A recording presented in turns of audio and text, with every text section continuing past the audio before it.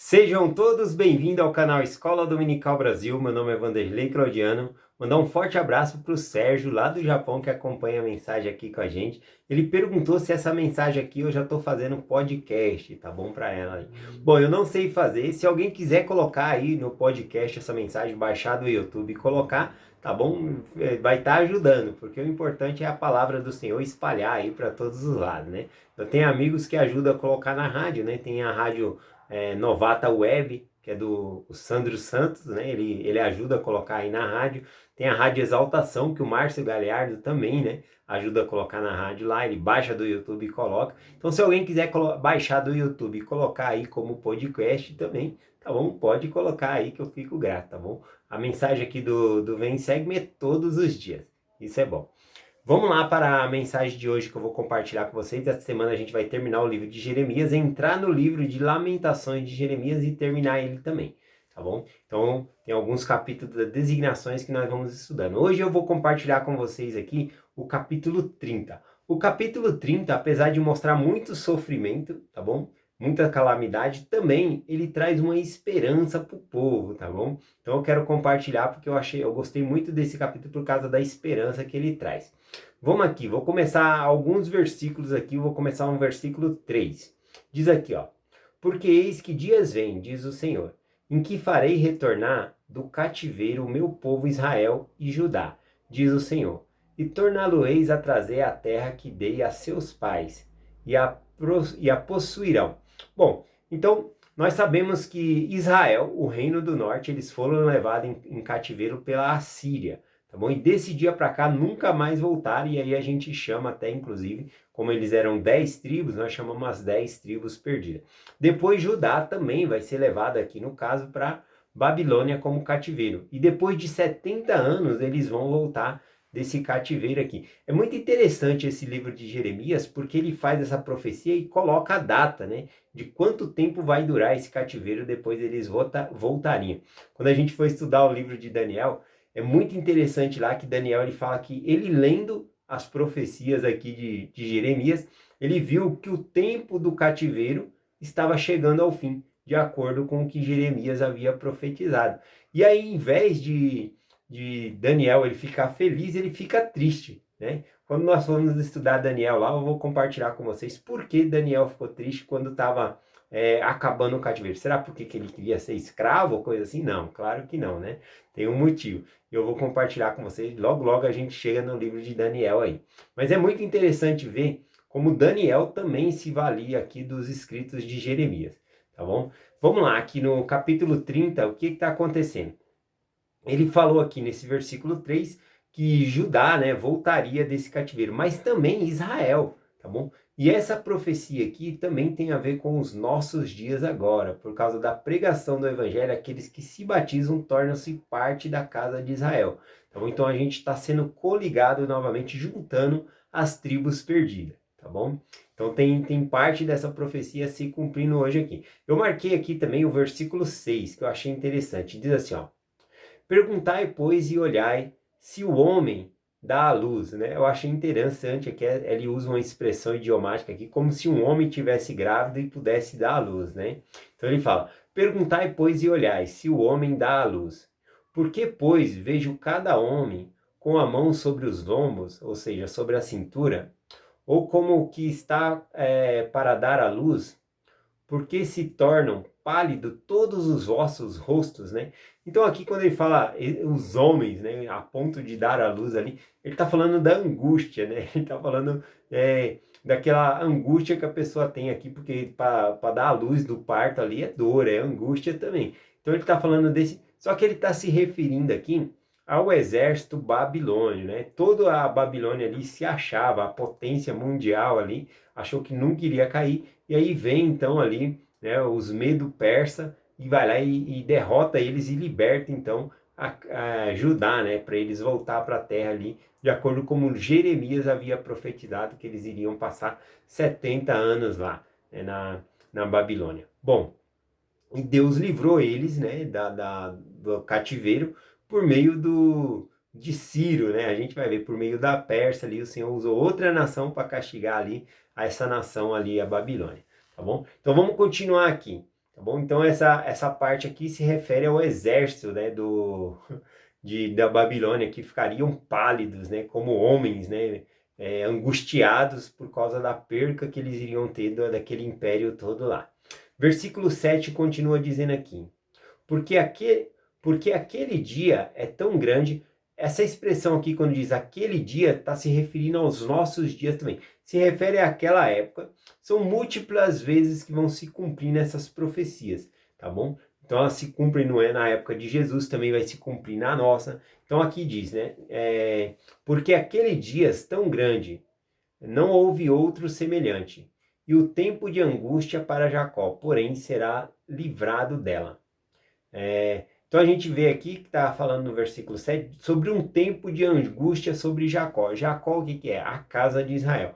Então, os membros da igreja também passarão por um tempo de angústia. Significa que todas as nações vão estar em guerra, tá bom? E nós também sofreremos com essas guerras, né? Às vezes a gente pensa, os santos sempre vão ser poupados. Não, a gente também sofre, né? A gente precisa estar armazenando, fazendo as coisas aí, né? Para nós nos precavermos dessas coisas também, mas também passaremos por essas angústias também, esses sofrimentos, tá bom?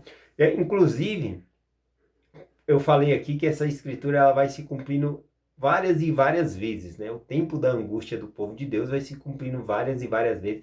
E Jesus Cristo profetizou sobre isso também, lá em Mateus capítulo 24, deixa eu ler para vocês, capítulo 24, versículo 22, diz assim, ó: e se naqueles dias não fossem abreviados, nenhuma carne se salvaria.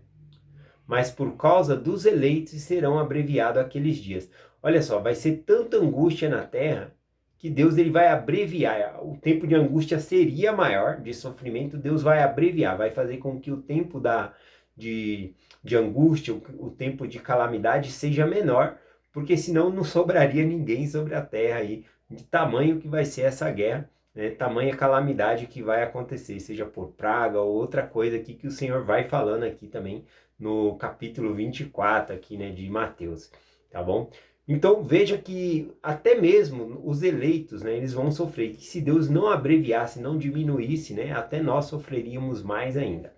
Continuando aqui o versículo 8 diz assim: porque acontecerá naquele dia, diz o Senhor dos Exércitos, que eu quebrarei o jugo que sobre o pescoço, e quebrarei as tuas cadeias, e nunca mais servirão aos estrangeiros. Está falando aqui de Judá, né?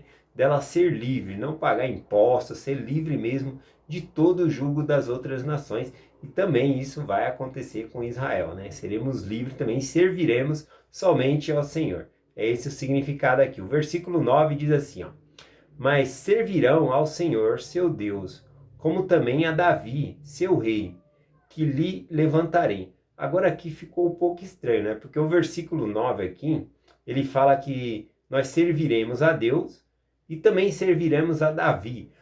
Só que aqui, veja bem, essa profecia que fala aqui na época de Jeremias, Davi já passou faz tempo, já veio Davi, já veio Salomão, já veio vários reis aqui, né? E como assim vai levantar Davi? Aqui tem um significado que seria que levantaria alguém da casa de Davi, ou seja, o próprio Messias, o próprio Cristo, que vai trazer um reino unificado, dourado, né? Porque vai ser lindo esse reino. É o tal chamado milênio, né? Então vai ser o milênio e vai ter esse governo único, né, que vai ajudar todas as pessoas. Então tá falando desse tipo de reinado aqui, tá bom? Então não devemos pensar que Davi vai ressuscitar e reinar novamente. Não é nada disso que fala aqui. Aqui fala sobre o Messias. O versículo 11 diz assim, ó: porque eu sou contigo, diz o Senhor, para te livrar. Portanto darei fim a todas as nações, entre as quais te espalharei. Porém a ti não te darei fim, mas castigar-te-ei com justa medida, de todo o que não terei por inocente. Eu acho interessante aqui que o Senhor, ele não faz acepção de pessoa, ele fala que vai castigar todas as nações, mas também a Israel também será castigada, porque também não é inocente. Então ele vai fazer a medida ali justa para que possamos, inclusive esse sofrimento, esse castigo é próprio para que o povo possa se voltar para o Senhor, se arrepender de seus pecados, tá bom? Então tem essa questão aqui também. O versículo 12 e 13 é muito interessante, presta atenção, porque tem uma tradução de Joseph Smith nesses dois versículos aqui, tá bom? O versículo 12 diz assim, ó: porque assim diz o Senhor, a tua ferida é mortal e a tua chaga é dolorosa. Quando fala a tua ferida é mortal, você tem que imaginar uma ferida que é para a morte, que a pessoa não... Por exemplo, estão dois lutando lá com espada, né? Aí fere no braço da pessoa lá, é uma ferida, sim, pode ser uma ferida grande, mas não é uma ferida para a morte, vai cicatrizar, né? Porém, uma ferida para a morte, sei lá, ela transpassou a espada na barriga, é uma ferida para a morte, né? Como é que a pessoa vai sobreviver ali se transpassou o coração ou coisa assim? Então, isso é uma ferida para a morte, tá bom? Então, o versículo diz isso, né? Porque assim diz o Senhor, a tua ferida é mortal e a tua chaga é dolorosa. Não há quem julgue a sua causa e quem para que a saná-la.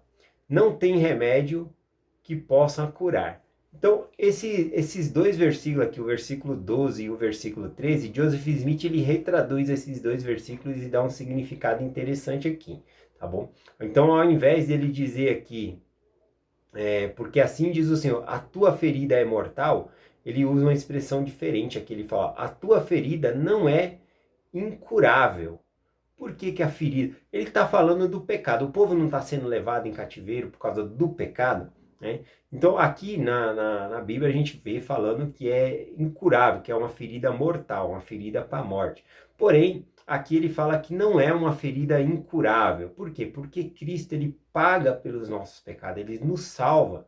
Tá bom? Então nós podemos sim nos arrepender e voltar a ele. Então essa é a intenção. Deixa eu ler aqui completo a tradução de Joseph Smith, né, referindo isso aqui. A tua ferida não é incurável.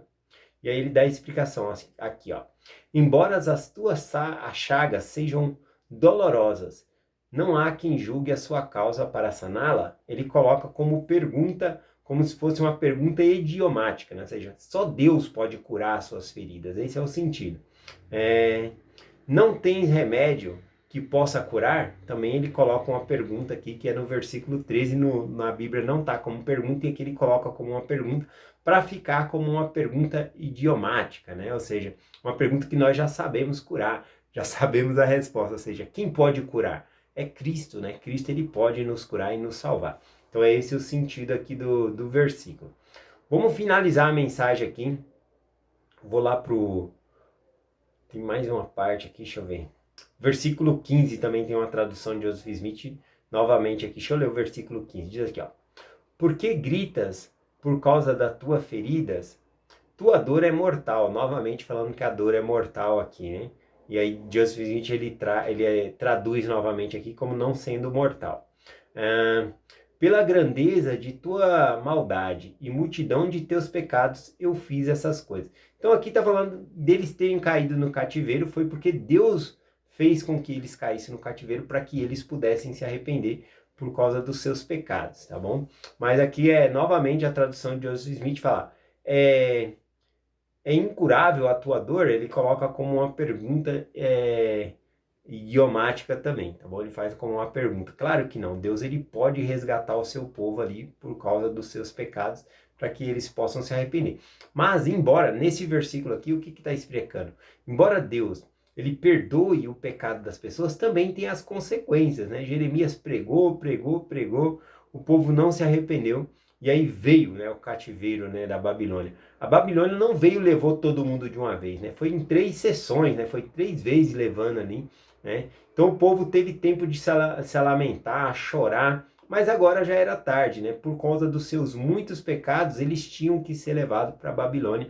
Então foi o que aconteceu, tá bom? Então, embora Deus ele iria perdoar o pecado do seu povo, eles iam doer, ia chorar, ia se arrepender, né? Ainda assim tinha a consequência do pecado, né? Que eles tinham que arcar, né? Então, por exemplo, uma pessoa vai lá e quebra, para nossos dias, né? Quebra a lei da castidade e acaba tendo uma gravidez, né? E aí, embora Deus possa perdoar realmente, né, sinceramente a pessoa que se arrependeu por fazer isso, ainda tem a consequência, tem uma criança, né, a pessoa tem que cuidar, tem que criar. Então, se a pessoa era casada, né, nossa, que bagunça que vai fazer em duas famílias agora, né, vai ter que pagar pensão, tudo. Então, a consequência continua, tá bom? Então, o Senhor perdoa a pessoa se arrependendo sinceramente, mas tem a consequência, a pessoa tem que arcar com as consequências ali também, tá bom? Vamos finalizar aqui o versículo 24, tá bom? O versículo 24 diz assim, ó: Não voltarás atrás o furor da sua ira do Senhor, até que tenhas executado. Ou seja, todas essas coisas iriam se cumprir. Até que tenham cumprido os desígnios do seu coração. Nos últimos dias entendereis isso. Então, quando fala que nos últimos dias entenderei isso, é porque as mesmas palavras que são ditas para aquela época também é dita para a nossa época, tá bom? Ou seja, como a calamidade aqui falando sobre Jacó, né? O tempo da angústia que vai existir, né? A gente precisa se apegar mais e mais a Deus, tá bom? Isso que se não fosse, como Jesus Cristo falou, se Deus não abreviasse esses dias, né, de angústia, de, de calamidade que vai haver, nem mesmo os eleitos sobreviveriam. Então Deus ele precisa tirar ali um pouco dessa dor do que vai acontecer e proteger, né, o seu povo para que, senão toda a carne seria destruída. Esse é o sentido lá que Jesus Cristo prega em Mateus 24, tá bom? Muito obrigado por acompanhar essa mensagem aqui todos os dias. É muito importante nós estudarmos todos os dias juntas as Escrituras. Eu deixo essa mensagem com vocês, em nome de Jesus Cristo. Amém. Até amanhã.